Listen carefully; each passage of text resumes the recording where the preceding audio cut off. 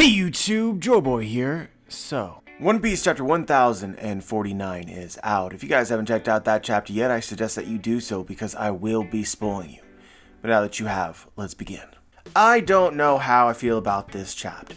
And I suppose the main reason for this is that how I feel about this chapter is really going to depend on two things.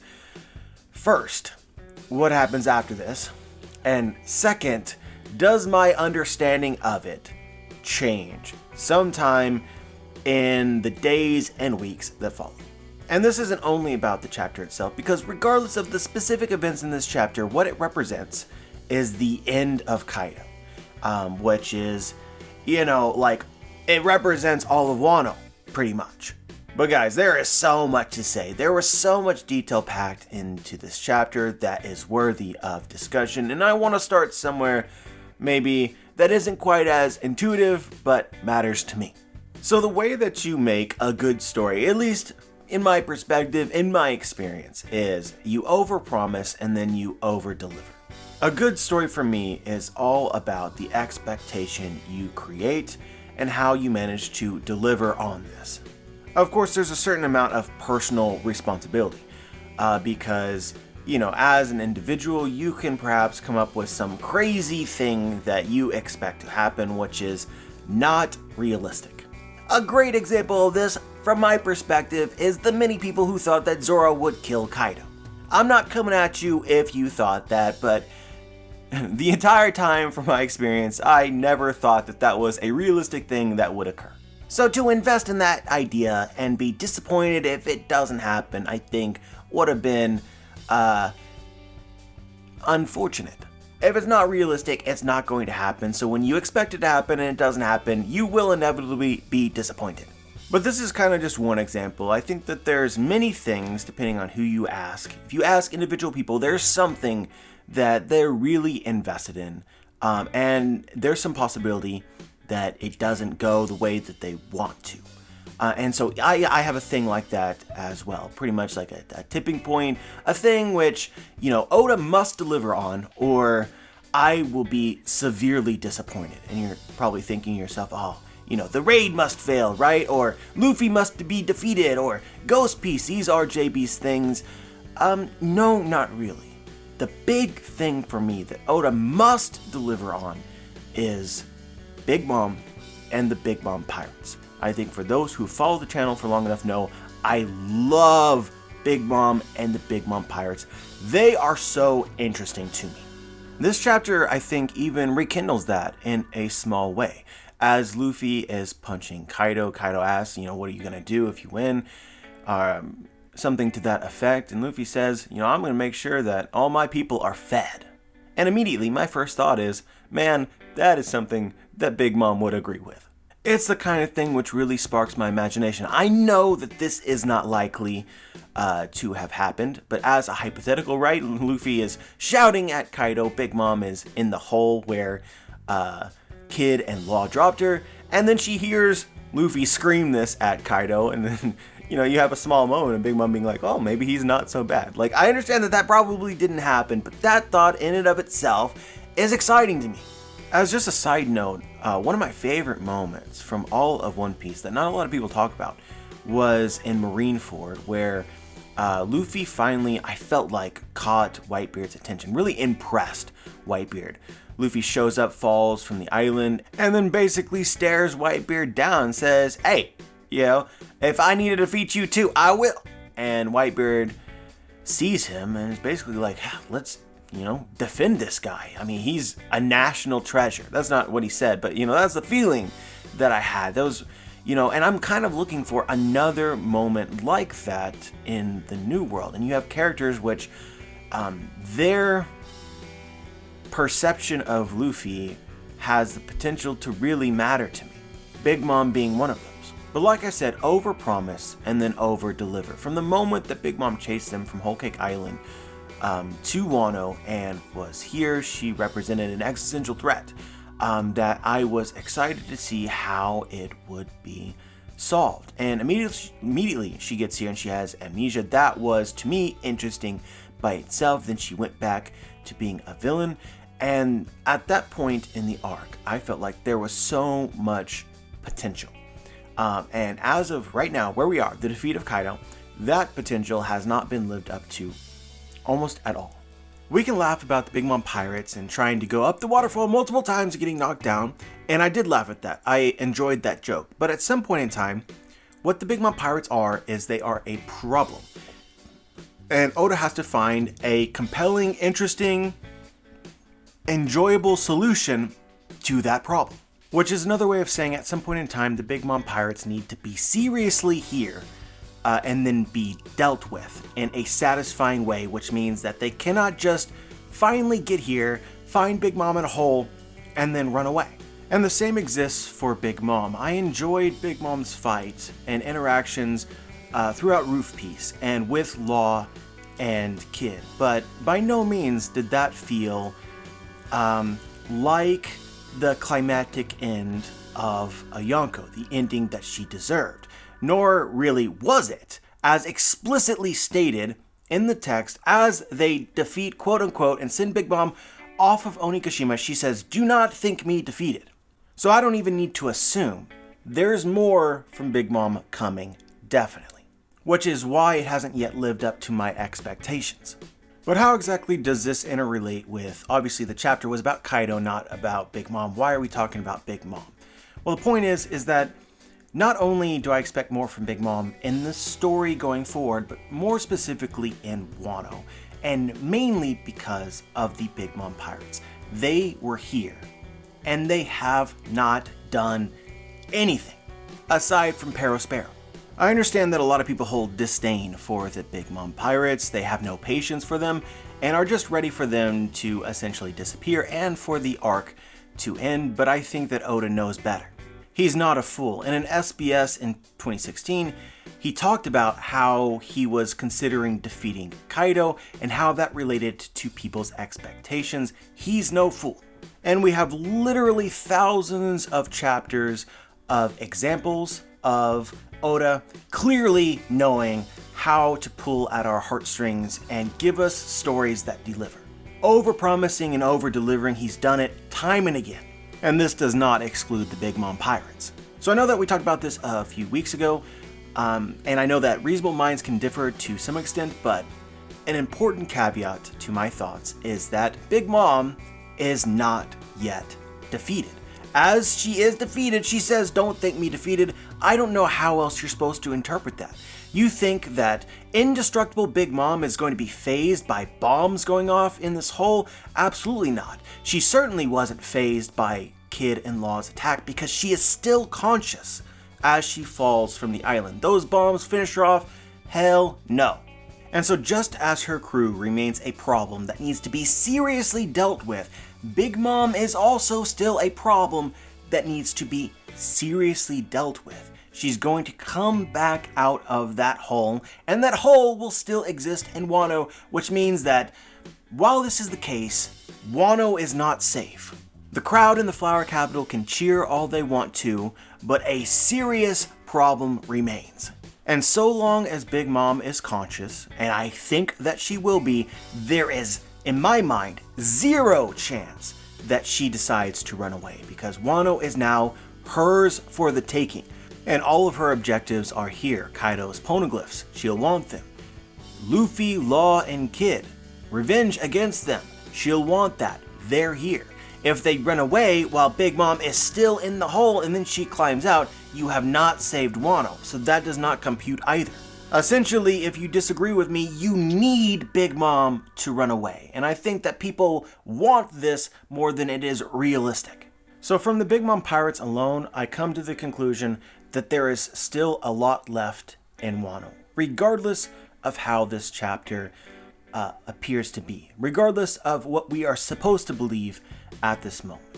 And so in this chapter, Luffy uses his big punch in order to knock Kaido, as it appears to me, into Big Mom's hole, where I personally expect Big Mom is still conscious and capable of fighting.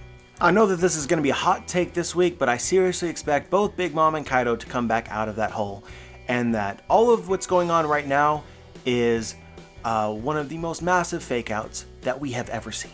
And like, don't get me wrong, I get it. You read the chapter and there's some things about it which is like, this is clearly the end of Kaido. And I think that's what we're supposed to think. I think that that is exactly what Oda planned for the reaction to be, that Luffy has won. But I'm not convinced. Sparrow. There's a line from Sparrow earlier in Roof Piece where he commented on Big Mom's alliance with Kaido. He disapproved of the alliance, and this is Chekhov's gun. It's something that has to play some kind of role later. I don't think that it works too well if Kaido is already defeated. I watched a theory from Morge this week and I've had these discussions with other people, but he brings up some additional good points, that Kaido has a naming scheme associated with his finishing moves. They're based off of Buddhist kings, and there's 5 Buddhist kings, but currently Kaido has 4 attacks. And Oda, just knowing Oda and reading his story, he's a stickler for these kinds of details. If the naming scheme is based off of these Buddhist kings, then Kaido will have a named attack for all of them. That's just, Oda is anal in that way. Then we can talk about Kaido's awakening. We haven't seen Kaido's awakening. In fact, we haven't really been introduced to, in a satisfying way, zone awakenings at all. We're talking about the king of the beasts, right? You would expect to see in the arc with the guy with all the zone devil fruits to see what a zone awakening is like. Kaido also talks about awakening like he knows what the hell that they are. He's also a pirate who has been here long enough and used his devil fruit for long enough. You should expect that. So it begs the question of whether or not the last Buddhist king attack is associated and can only be used when Kaido is awakened. I seriously recommend you go watch that Morge video. He probably has even more confidence than I do, but he makes some seriously good arguments. Along with this, and you see this in essentially every major fight in One Piece, when Luffy unlocks a new power, like Gear 5th, the opponents, the enemies, the bosses, have some kind of counter. Luffy wakens a new ability, and then the opponent levels up and uses their last ability, leading to the conclusion. But after Luffy unlocked Gear 5th, Kaido didn't unveil anything new, which is a red flag. The only other example of this that I can think of, off the top of my head, and feel free to correct me in the comments, the only other fight like this was the fight with Katakuri, where Luffy unlocked Future Sight, and then Snake Man, and Katakuri didn't have a counter for it. But the interesting thing about the fight with Katakuri is that by the conclusion of it, Katakuri wasn't actually defeated. This is something that you have to read between the lines in order to get. But Katakuri stood back up after that attack, and as he fell back to the ground, and especially with his conversation afterwards, you understand that Katakuri let himself be defeated. Or put in another way, he lost the will to fight. He wanted Luffy to win. I think that it is very unlikely that we have a fight like this again.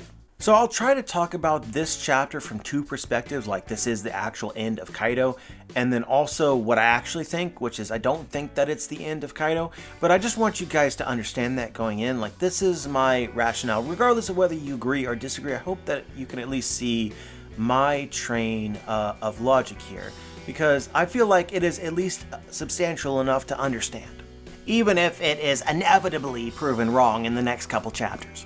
But from this perspective, I do find beauty in the idea that, you know, pretty much the greatest fake out in the history of One Piece, where Oda copies the formula that he's done time and time again about how an arc and a villain is supposed to go down, but this time they get back up. It's almost Luffy-like, right? That's the kind of thing that Luffy does in every arc, but then applied to the villain instead, which almost puts them on a tier by themselves. Like, we're not dealing with regular people anymore. These are truly Luffy's contemporaries. Just as Luffy has been KO'd, knocked out, passed out, time and again, but gets back up, these are the first villains to do the same. The first ones whose will matches Luffy. I like to interpret it in this way because it makes it even more poignant and purposeful to me. It gives everything meaning. But with all this being stated here, let's actually go through the chapter, talk about some of the specific details about it, because I actually did really enjoy this chapter. Particularly in the mindset that there is more. So we begin with a continuation of Germa 66 cover spread, and this one was really interesting because in the last chapter it teased that the people that had arrived to Chocolate Town and Whole Cake Island might have been Revujo and Ichiji, but they didn't actually show them, which to me was, it suggested that maybe we are being misled, that we're in for some kind of surprise, because why not just show them rather than try to tell us that they're here without showing them? And so we begin this chapter and we see that Yonji and Niji are freed, but once again, we don't know who did it. In fact, the particular way in which they're being freed is there's a fire. And I'm not aware that either Ichiji or Revujo have fire powers. Ichiji is close because he's explosions, but it's not just straight up fire. And it's also confusing because we don't see a reaction from either Niji or Yonji suggesting that their family is here. In fact, if you look at Yonji's face, he looks combative. So again, it makes me think that this might be somebody else. And it also appears to me as if the doctor who was doing the experiments on Yonji and Niji is confused about where this fire came from or what's going on. That's how it looks to me. It doesn't look like he's about to fight somebody. It looks like, oh, everything's on fire. What the hell happened? People initially speculated the Blackbeard Pirates, and we know 2 characters from the Blackbeard Pirates who have the power to become invisible or sneaky. It's seeming more likely to me. We go from this to the chapter in earnest, and almost immediately we begin Kaido's flashback. I hear that a lot of people are really, really disappointed with this flashback, and I do understand it to an extent. But given that I think that there will be more Kaido in the story, I expect more flashback. So I feel pretty good about this. And I think by itself, although it was really fast-paced, and you can tell clearly that details that we want to know about have been omitted from the flashback, that under other circumstances you would expect to see. But at the same time, the pace combined with the punch, I thought it was terrific. With the prerequisite that I think that there are some very critical things that we still need to know to better understand Kaido. But honestly, I think that between the lines, this told us a lot about both Kaido and Rocks that, it suggests things so strongly that you almost kind of know where the next twist is going to be. But anyway, we see Kaido when he is just a boy, and basically he is a beast. An unkillable monster from the time that he was very young. But even though he was this, he did so, it appears, mostly lawfully, as he worked for his country as a mercenary, a soldier. Honestly, I think that it suggests a certain amount of loyalty that Kaido possesses, which is interesting to know. But there's also a beautiful marriage here as well, because the country in which he apparently was born in, or at least lived in from when he was really young, is a country that is forced to wage war constantly. They're warmongers. And they have a legitimate reason to do this that's actually somewhat understandable, as they need to wage war in order to make enough money to pay the heavenly tribute to maintain their status as part of the world government. And this works beautifully for Kaido because even as a boy, it's very clear that he loves combat. He loves battle. He loves being a winner. And it's very clear that he does a lot of that. But it makes me laugh every time that I hear someone say that One Piece isn't political, you make it political. No! Everything that you see in this chapter, what it suggests about what Oda is thinking, is very political. The idea behind this country is that they are forced to be evil or do evil for the sake of survival. To continue to exist in this world that the celestial dragons control. What happens if they don't wage war? Well, they can't pay the heavenly tribute. They lose their status as a member nation of the world government. They lose that protection. And we've seen through other context clues throughout the story what happens to nations that are not under the world government flag. Well, bad things happen. Actually, bad things happen to some nations that are actually part of the world government too, but, for sure, if you're not a member, expect total upheaval and imminent destruction. Unless, pretty much, you're the country of Wano or Elbaf. It also suggests secondhand crime from the Celestial Dragons. Celestial Dragons tax this country, obviously. So they extort this country for mass amounts of money which is earned through illegal and morally ambiguous activities. Most likely the world government knows this, what they do, and are not stopping them. Why? Because they make out like bandits. Obviously, some crime that exists in the real world is not based on need. There's some people can find a thrill in it. You could be really wealthy, be that wealthy person, and just love stealing stuff, and so that's why you do it. But some crimes, many crimes, I would argue, are based on necessity. At the very least, the necessity to feel like a human like everybody else.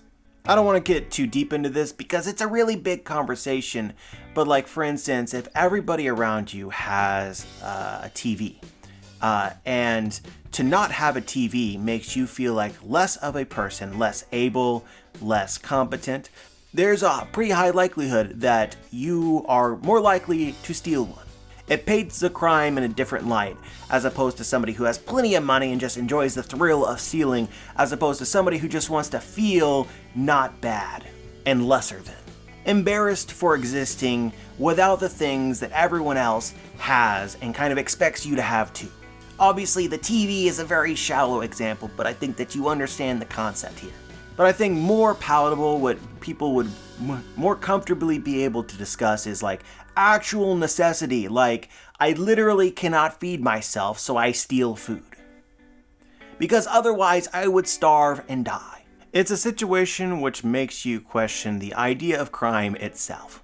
And most often these circumstances are brought about, in my opinion, by a failure in society to take care of its people, which is, a intangible but present purpose it serves. And it often fails to serve. Just anecdotally here, talking about my experience, the city where I live is incredibly expensive.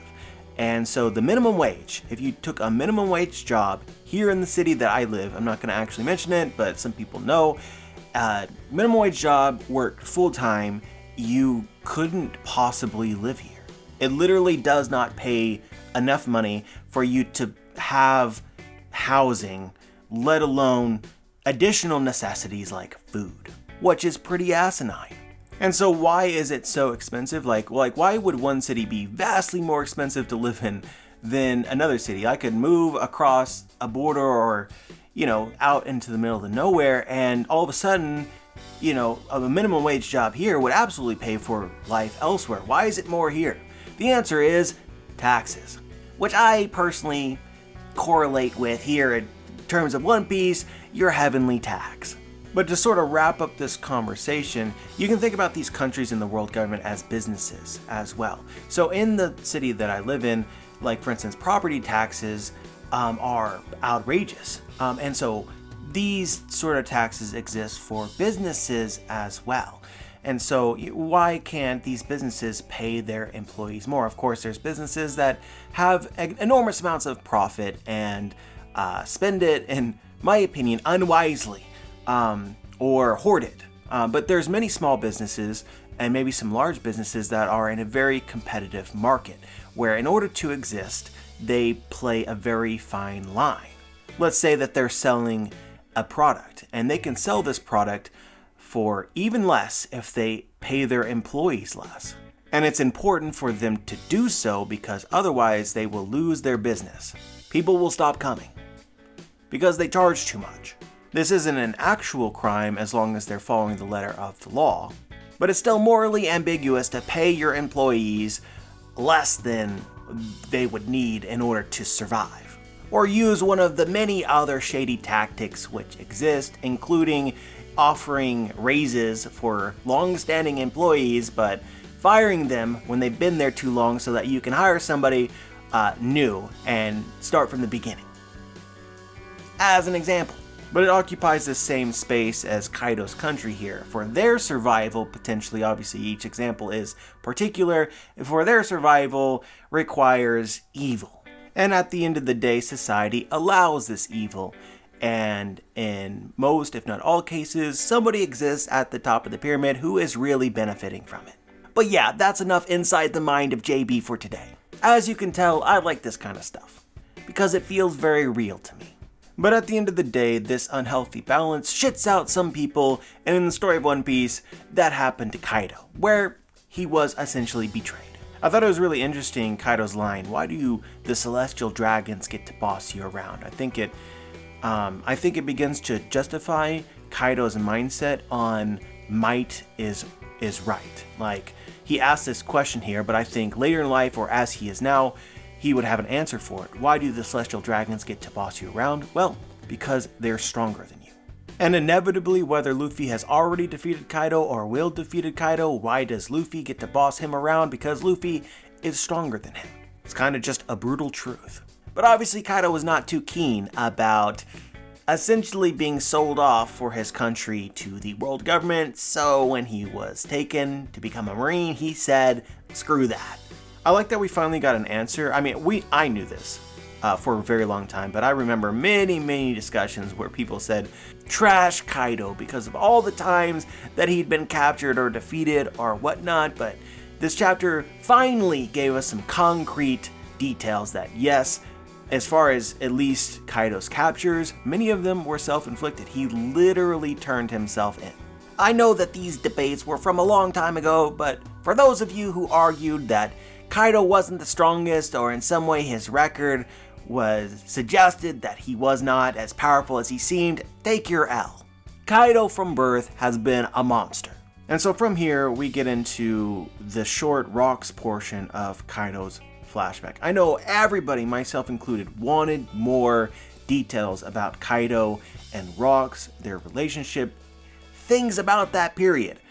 But I also understand that Oda's hands are a bit tied here, because I'm just absolutely certain that there is a major twist coming for our understanding of rocks, and Oda has to be very careful what he gives us. Because I think the fact of the matter is that, you know, when Rocks is first introduced, you like to think of him like a Blackbeard type character, just evil incarnate, right? He is everything that Luffy would be fighting against. But I think it's far more likely that once we actually get to know Rocks, or at least his agenda and his plans, we will find him sympathetic. To see a character like Whitebeard working under Rocks almost by itself suggests that. And even Kaido, at this point in the story, Kaido is not evil, right? You understand that? He loves battle, he loves war, he likes being the strongest, but is he, at this point, seemingly out to just inflict harm and suffering? I don't think so. I think that Rocks wanted to take down the celestial dragons, and even from the very beginning of this flashback with Kaido's perspective about the world government, it justifies that even more. Not that we need more justification to understand why the celestial dragons are a force that people would desire to take down. But with this as context, and if someone takes it upon themselves to be the champion, to try and take these people down, you can see how they would gain a following. And you could see how they could be perceived as the hero. I think that a lot of people saw Rocks as a hero. And it makes it so much juicier, so spicy, that the one to defeat him was Roger, who we all think was the hero. I love that. So with this in mind, I give Oda a pass for the details about Rocks and Kaido's relationship, because obviously there are significant reveals there as well that we could get now, and we could also get later. But I do think that this arc is the time to start revealing things about Rocks, because it's not just Kaido who was a former member of Rocks, it was also Big Mom. And a part of this arc was set up with the mindset that a big component of it is a reunion of the Rocks pirates, a recreation of the Rocks pirates with the alliance between Kaido and Big Mom. So you would assume with the two characters here who have personal experience with him that we would get something more. But as I said, I expect this fight to continue, so I could see other placements for it, but we'll see. But also, and I want to make sure that I point this out as well, Kaido's big philosophical line in this flashback and in this chapter is, one's worth can only truly be gauged in battle. And this is something that I feel like we understand about Kaido from when he was very young. He sees the value in combat and winning. Might is right. But we've seen in previous chapters, another philosophy that Kaido holds and true and believes is that death is what completes a person. And what this flashback does not explain is it does not explain that line. Which to me is another clue that we still need more in order to understand Kaido, which makes it, in my opinion, likely for him to return, so that we can get a full picture. Essentially, we need another flashback. Another thing which I felt like this flashback did not satisfactorily address is Kaido's understanding of Joy Boy. I mean, Joy Boy's name is dropped. He talks about how Yamato mentioned the name and he doesn't know how, and he brought up how Odin wanted to open the borders of Wano in order to welcome Joy Boy. But we don't have any understanding of Kaido's belief of Joy Boy or how Kaido knows about Joy Boy. Why does he think that Joy Boy is going to be the person that will defeat him? He says that, but I don't understand it. And because I don't understand it, it's more interesting than it is impactful. It feels more like setup than a final moment. And at the same time, taking us back to things that we've already discussed, as well as rocks, even though we don't know, there's some suggestion there. It's almost in a way similar to Katakuri, where it feels as though Kaido wants to be defeated by Joy Boy. And this goes back to my belief that Kaido does actually want to save the world. He saves the world by playing the villain. It's enumerated in an extent in the chapter through the old lady. Kaido wasn't always known as the embodiment of brutality. That's revealed. He is now known as the embodiment of brutality, which means sometime after Rocks was defeated, Kaido changed. She then goes on to say, if you study humans' history, they have always resorted to brutality to solve the world's problems. And Kaido agrees with this. And it's, again, a suggestion that Kaido has resorted to brutality in his mind to solve the world's problems. More explicitly, Kaido wants to solve the world's problems, and he thinks that he can do this by being brutal or playing the bad guy. But ultimately, he clearly believes in this mythos of Joy Boy, and Joy Boy is going to be the one to save the world. So then Kaido knows that Joy Boy is going to defeat him. It's almost an acknowledgement that he understands that his ways are limited, have limitations in doing what ultimately he wants. I found this to be a small moment of romance from Kaido, like he still has a little bit of dreamer in him. But again, I also thought that this moment made it a little bit more clear that we definitely need something more from Kaido in order to fully understand him. This is not a complete story. But anyway, from here, we left Kaido's flashback, and then we jump to Momonosuke trying to summon the flame clouds. Eventually he does, but I found this part of the chapter kind of underwhelming. It was a bit too fast, and it just was something that I didn't like, but I could see how people might. Certainly there was Oda spent a lot of time setting up Momonosuke having this ability, and I think that he gave Momonosuke about as good of an excuse as he could. I'm not certain that it satisfied me, but I'm also not certain that anything could have satisfied me. I definitely would have felt more paid off if Momonosuke came off as more heroic.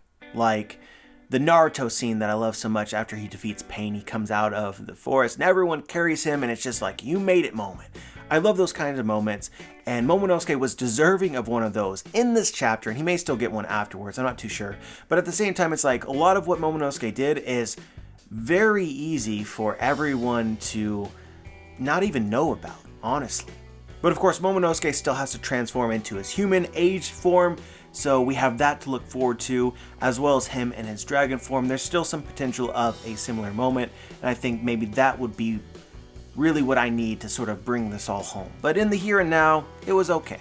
And then of course we have the end of the fight and Luffy's actual punch. I loved all of this. It all felt extremely epic. Luffy revealing, I think that he revealed his dream, the thing that's been teased for so long that Ace and Sabo laughed about, was that he dreams of a world where his friends can eat as much as they like. And everything about this, from the art, Kaido's reaction, going into the hole, the lanterns, all of this felt final. It really feels like the end of Kaido. It feels like the end of every fight ever in One Piece. I've already expressed my doubts about that, but at the same time, we have to acknowledge that this feels pretty dang final.